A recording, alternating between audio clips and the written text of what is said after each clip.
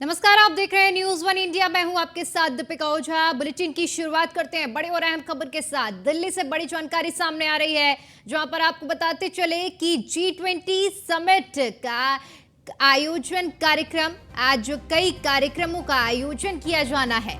इसी के तहत पीएम मोदी के साथ जो बाइडेन राजघाट जाएंगे। इसके साथ ही साथ कई राष्ट्र प्रमुख और प्रतिनिधि भी राजघाट पहुंचेंगे, जहां पर महात्मा गांधी की समाधि पर सभी नेता श्रद्धांजलि अर्पित करेंगे। सुबह 10:15 पर G20 कार्यक्रम परिसर में वृक्षारोपण का भी कार्यक्रम है और इसी के साथ साथ 10:30 बजे से 12:30 बजे तक तीसरा सेशन होगा। बताते चले कि बीते दिन 2 सेशन हुए थे। पहले सेशन में वन अर्थ और दूसरे सेशन में वन फैमिली पर चर्चा हुई थी। आज तीसरा सेशन होना है, जो कि 10:30 बजे से लेकर 12-12:30 बजे तक चलेगा और उसके बाद आज दोपहर 1 बजे रूस के विदेश मंत्री प्रेस वार्ता करेंगे। दोपहर 2 बजे विदेश मंत्री एस जयशंकर भी प्रेस कॉन्फ्रेंस करेंगे। तो G20 के तहत शिखर सम्मेलन का आयोजन और आज कई कार्यक्रम हैं और इसी के तहत पहला कार्यक्रम, जिसमें पीएम मोदी के साथ जो बाइडेन राजघाट पहुंचेंगे और इस दौरान कई राष्ट्र प्रमुख प्रतिनिधि भी मौजूद रहेंगे, जहां पर महात्मा गांधी की समाधि पर श्रद्धांजलि अर्पित की जाएगी। इसके साथ ही साथ आपको बताते चलें कि सुबह 10:15 पर G20 कार्यक्रम परिसर में वृक्षारोपण किया जाएगा और इसके बाद तीसरे सेशन की शुरुआत होगी। हम आपको कुछ तस्वीरें दिखा रहे हैं, जो कि 6 तस्वीरों के माध्यम से G20 की पूरी कहानी को बयां करती है। पहली तस्वीर भारत के प्रधानमंत्री नरेंद्र मोदी की है। दूसरी तस्वीर में हम आपको अमेरिका के राष्ट्रपति और जो बाइडेन और प्रधानमंत्री नरेंद्र मोदी की ये मुलाकात दिखा रहे हैं। तीसरी तस्वीर ब्रिटेन के प्रधानमंत्री ऋषि सुनक की है। चौथी तस्वीर बांग्लादेश की पीएम शेख हसीना की है। पांचवी तस्वीर सऊदी अरब से है और छठवीं तस्वीर हम आपको जापान के पीएम की दिखा रहे हैं। तो 6 तस्वीरों के माध्यम से G20 की पूरी कहानी बयां कर रहे हैं। G20 का आयोजन 9 और 10 सितंबर को नई दिल्ली में आयोजित किया जा रहा है। शिखर सम्मेलन में तमाम देशों के राष्ट्राध्यक्ष भारत पहुंचे हैं और उन्हीं के सम्मान समारोह में बीते दिन डिनर कार्यक्रम का भी आयोजन राष्ट्रपति की ओर से किया गया था। तो 6 तस्वीरें G20 में, जहां पर दिग्गज नेता, राष्ट्राध्यक्ष, जनप्रतिनिधि दिल्ली पहुंचे हैं और उनका भव्य स्वागत किया जा रहा है। भारत मंडपम की ये तस्वीरें, जहां पर प्रधानमंत्री नरेंद्र मोदी ने सभी नेताओं का, राष्ट्राध्यक्षों का बड़ी ही शालीनता के साथ स्वागत किया है और आप तस्वीरों में देख सकते हैं कि सुदर्शन चक्र भी है, जिसके बारे में अमेरिका के राष्ट्रपति जो बाइडेन प्रधानमंत्री नरेंद्र मोदी से जानकारी ले रहे हैं और पूछ रहे हैं कि ये क्या है और उसी के बारे में प्रधानमंत्री जानकारी दे रहे हैं। G20 में कौन कौन शामिल है, आइए इसकी जानकारी आपको देते हैं। भारत, अर्जेंटीना, ऑस्ट्रेलिया, ब्राजील और कनाडा, तो तमाम देश शामिल हैं और उसी की जानकारी आपको ग्राफिक्स के माध्यम से दी जा रही है। चीन, France, Germany, Indonesia, Italy, Japan, Korea, Mexico, रूस, सऊदी अरब, दक्षिण अफ्रीका, तुर्की, यूनाइटेड किंगडम और अमेरिका।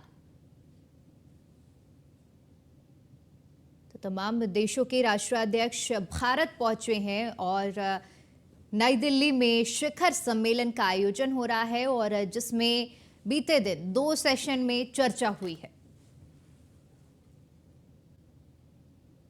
वहीं नई दिल्ली में जारी G20 समिट के पहले दिन ही साझा घोषणा पत्र पर सहमति बन गई है। शनिवार को दूसरे सेशन की शुरुआत में पीएम मोदी ने बतौर अध्यक्ष सभी सदस्य देशों की सहमति से नई दिल्ली डिक्लेरेशन पारित कर दिया है। देखिए हमारे इस रिपोर्ट को। हिंदुस्तान G20 की मेजबानी कर रहा है। G20 समिट के पहले दिन ही साझा घोषणा पत्र पर सहमति बन गई। दूसरे सेशन की शुरुआत में प्रधानमंत्री मोदी ने बतौर अध्यक्ष जानकारी दी। इसके बाद उन्होंने सभी सदस्य देशों की सहमति से नई दिल्ली डिक्लेरेशन पारित कर दिया। डिक्लेरेशन पास होने के बाद विदेश मंत्री एस जयशंकर ने कहा कि सभी देशों ने नई दिल्ली घोषणा पत्र मंजूर किया है। उन्होंने कहा सभी लीडर्स ने माना है कि G20 राजनीतिक मुद्दों को डिस्कस करने का प्लेटफॉर्म नहीं है। सभी ने अर्थव्यवस्था से जुड़े अहम मुद्दों को डिस्कस किया है। The 3 F's, food, fuel and fertilizers, were issues of special concern. Another subject that was addressed by them, as the Sherpa noted, was countering terrorism and money laundering. The leaders condemned terrorism in all its forms and manifestations and recognized that it constitutes one of the more serious threats to international peace and security. So, in conclusion, as you can all see, all G20 member states have come to New Delhi with a strong sense of responsibility about addressing the most pressing global challenges. Speaking for India, we are clear that no one left behind, as the Finance Minister highlighted, no one left behind is as much a foreign policy goal as it is a domestic one. Indeed, वहीं वित्त मंत्री निर्मला सीतारमण ने कहा कि हमें चुनौतीपूर्ण समय में अध्यक्षता मिली।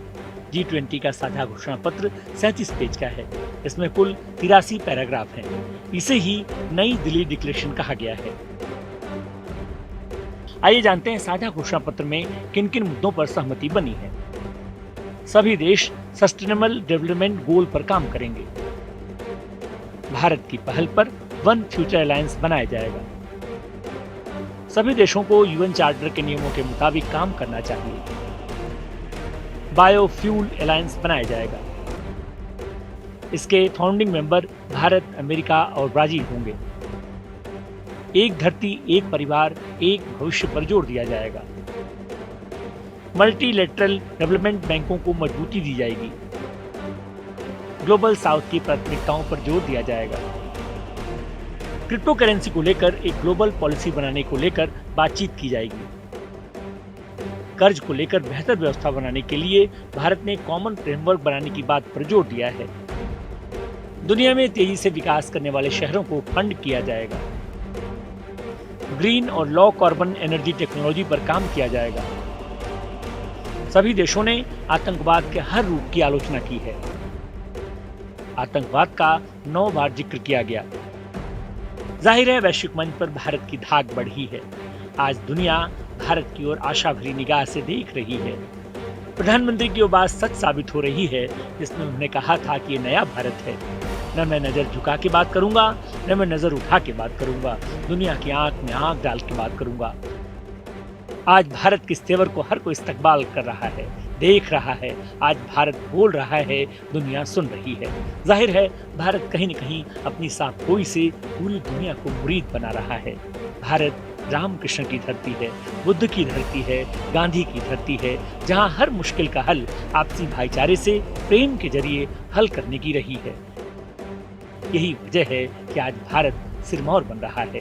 दुनिया में अपनी खास जगह बनाई है भारत ने। Bureau report, news one India. चलिए बड़ी खबर का रुख करते हैं। दिल्ली से बड़ी खबर सामने आ रही है। बताते चले कि ब्रिटेन के प्रधानमंत्री ऋषि सुनक अक्षरधाम मंदिर पहुंचे हैं, जहां पर स्वामी नारायण के दर्शन करेंगे। उनके साथ उनकी पत्नी अक्षता भी मौजूद हैं, जो कि अक्षरधाम मंदिर पहुंची हैं। देवी देवताओं में खास रुचि दिखाई थी और ये उनकी तरफ से आशा जताई गई थी कि उन्हें मंदिर में जाना है और उसी के तहत ये कार्यक्रम रखा गया था। अक्षरधाम मंदिर पहुंचे हैं ब्रिटेन के प्रधानमंत्री ऋषि सुनक और उनकी खास आस्था भी देखने को मिल रही है। सुनक ने पहले ही कहा था कि मुझे हिंदू होने पर गर्व है।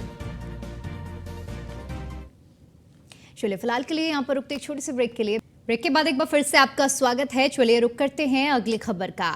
डिप्टी सीएम ब्रजेश पाठक का प्रयागराज दौरा आज है। आज इसी के तहत 11 बजे प्रयागराज पहुंचेंगे डिप्टी सीएम और सरदार वल्लभ भाई पटेल अस्पताल पहुंचेंगे, जहां पर स्वास्थ्य सुविधाओं का निरीक्षण करेंगे और इसके बाद मध्य प्रदेश के लिए रवाना भी होंगे।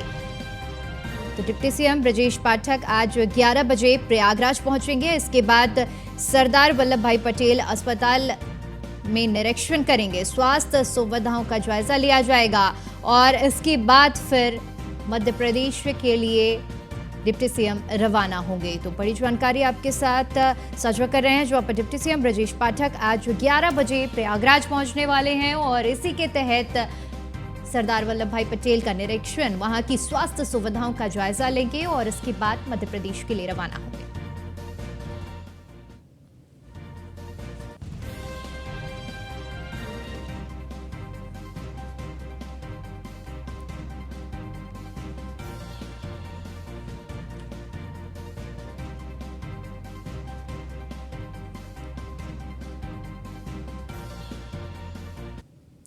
वहीं इसी खबर पर ज्यादा जानकारी के साथ हमारे संवाददाता विकास मिश्रा हमारे साथ जुड़ गए हैं। जय विकास, आपसे समझना चाहेंगे 11 बजे डिप्टी सीएम प्रयागराज पहुंच रहे हैं, इस दौरान स्वास्थ्य सुविधाओं का निरीक्षण भी करेंगे और क्या कुछ ज्यादा अपडेट है इस कार्यक्रम को लेकर आपके पास? देखिए, साफ तौर पर जिस तरीके से सूबे के उप मुख्यमंत्री और स्वास्थ्य मंत्री ब्रजेश पाठक का प्रयागराज दौरा है, वो प्रयागराज के भगवतपुर इलाके में जो सरदार वल्लभ भाई पटेल अस्पताल है वहां का निरीक्षण करेंगे और वहां की जो जन सुविधाएं हैं, जो स्वास्थ्य सुविधाएं हैं, उसके बारे में जानकारी लेंगे, वहां के डॉक्टरों के साथ जानकारी लेंगे। और बताया यह भी जा रहा है कि जो भारतीय जनता पार्टी के जो कार्यकर्ता हैं और जो स्वास्थ्य संबंधित जो आला अधिकारी हैं, उनके साथ एक बैठक भी वो प्रयागराज के सर्किट हाउस में कर सकते हैं, लेकिन यह अभी प्रोटोकॉल में नहीं है। और उसके बाद निरीक्षण करने के बाद, बैठक करने के बाद वो प्रयागराज से मध्य प्रदेश के लिए रवाना होंगे, क्योंकि लगातार बताया जा रहा है कि जिस तरीके से भारतीय जनता पार्टी के जो कई नेता हैं वो लगातार मध्य प्रदेश का दौरा कर रहे हैं, ऐसे में ब्रजेश पाठक का प्रयागराज और मध्य प्रदेश दौरा बेहद अहम माना जा रहा है। और आज प्रयागराज में जिस तरीके से वो सरदार वल्लभ भाई पटेल अस्पताल का निरीक्षण करेंगे, जो प्रयागराज के भगवतपुर इलाके में स्थित है, ये कोविड के दौरान ये अस्पताल का शिलान्यास हुआ था और उसके बाद यहाँ पर 100 बेड की सैया का जो निर्माण कराया गया था। और उसके बाद आज ब्रजेश पाठक यहाँ का दौरा करके यहाँ की सुविधाओं का जायजा लेंगे। जी बिल्कुल विकास, जिस तरह से आप बता रहे हैं कि सबसे पहले तो अस्पताल पहुंचकर वहां की स्वास्थ्य सुविधाओं का सूबे के डिप्टी सीएम पूरी तरह से जायजा लेंगे, इसके बाद मध्य प्रदेश पहुंचेंगे। मध्य प्रदेश में क्या कुछ कार्यक्रम रहने वाले हैं विकास? देखिए, मध्य प्रदेश की बात की जाए तो लगातार वहां भी भारतीय जनता पार्टी के नेताओं से वो वार्ता करेंगे, मुलाकात करेंगे, क्योंकि जिस तरीके से प्रयागराज प्रशासन की ओर से जो जानकारी दी जा रही है उसमें साफ तौर पर यही कहा गया है कि सुबह 11 बजे डिप्टी सीएम ब्रजेश पाठक प्रयागराज पहुंचेंगे और उसके बाद यहां से मध्य प्रदेश के लिए रवाना होंगे निरीक्षण करने के बाद। हालांकि उस दौरान डिप्टी सीएम ब्रजेश पाठक कार्यकर्ताओं के साथ जो स्वास्थ्य अधिकारी हैं उनके साथ बैठक कर सकते हैं। इस दौरान उनके साथ बताया भी जा रहा है कि सूबे के जो पूर्व स्वास्थ्य मंत्री हैं सिद्धार्थनाथ सिंह, वो भी मौजूद हो सकते हैं। जी बिल्कुल विकास, जिस तरह से आप बता रहे हैं कि तमाम तैयारियों का जायजा लिया जाएगा और लगातार हमने देखा है कि जब से स्वास्थ्य विभाग उन्होंने संभाला है और निरीक्षण लगातार कर रहे हैं, अधिकारियों को निर्देश भी दिए जा रहे हैं, तो कहीं ना कहीं ये अच्छी पहल है। अधिकारियों में मन में उनके एक डर भी देखने को मिलता है, क्योंकि जब अधिकारी खुद पहुंचते हैं, मंत्री पहुंचते हैं, तो ऐसे में जो व्यवस्थाएं हैं वो सुचारू रूप से चलती हैं। जी बिल्कुल, जिस तरीके से इसके पहले भी डिप्टी सीएम ब्रजेश पाठक एक कार्यक्रम में प्रयागराज पहुंचे थे और उसके बाद वो तत्काल प्रयागराज के तेज बहादुर शप्रू चिकित्सालय में पहुंचे थे, जहां पर उन्होंने भारी अव्यवस्था देखी थी, जिसके बाद वहां की सीएमएस को नोटिस जारी किया था। हालांकि उस निरीक्षण करने के दौरान वहां पर आपत्तिजनक वस्तुएं पाई गई थी, लाठी डंडे पाए गए थे अस्पताल के अंदर, तो ऐसे में उन्होंने ठीक है विकास, बहुत बहुत शुक्रिया आपका हमारे साथ जुड़ने के लिए और तमाम जानकारी के लिए। चलिए अगली खबर का रुख करते हैं। लखनऊ से बड़ी जानकारी सामने आ रही है, जहां पर आपको बताते चले कि श्री राम जन्मभूमि क्षेत्र अयोध्या से जुड़ी हुई ये बड़ी खबर, जहां पर मर्यादा पुरुषोत्तम श्री राम इंटरनेशनल एयरपोर्ट का लगभग काम पूरा हो चुका है। यूपी का एक और अंतर्राष्ट्रीय हवाई अड्डा बनकर तैयार हो गया है। अंतर्राष्ट्रीय हवाई अड्डा का बस सिर्फ फिनिशिंग का काम बाकी है, यानी कि कुल मिलाकर देखा जाए तो काम पूरा हो चुका है। सिर्फ आखिरी चरण बाकी है जिसमें हवाई अड्डे को फिनिशिंग दी जा रही है। एयरपोर्ट के फेज 1 के रनवे का काम भी पूरा हो गया है, ऐसा डीएम की तरफ से जानकारी दी गई है।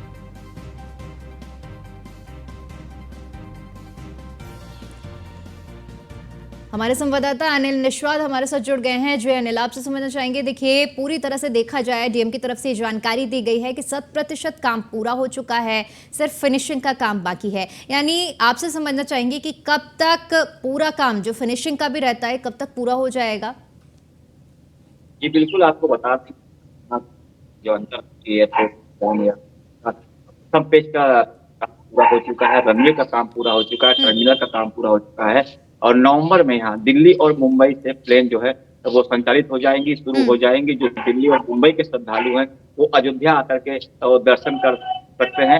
लगातार जो है कमिश्नर और डीएम जो है एयरपोर्ट अथॉरिटी से बैठकें करके इसका खाका खींच रहे हैं कि जल्द से जल्द इसका काम पूरा हो जाए और आशा ये करते हैं कि जब मंदिर निर्माण होगा, जो कल न्यूज वन इंडिया ने खबर चलाई थी कि 22 जनवरी को प्राण प्रतिष्ठा होनी है, तो आशा करते हैं कि 22 जनवरी तक ये लगभग कार्य पूरा हो जाएगा और बाहर से भी श्रद्धालु यहाँ आकर के दर्शन कर सकते हैं। जी ठीक है अनिल, बहुत बहुत शुक्रिया आपका हमारे साथ जुड़ने के लिए और तमाम जानकारी के लिए।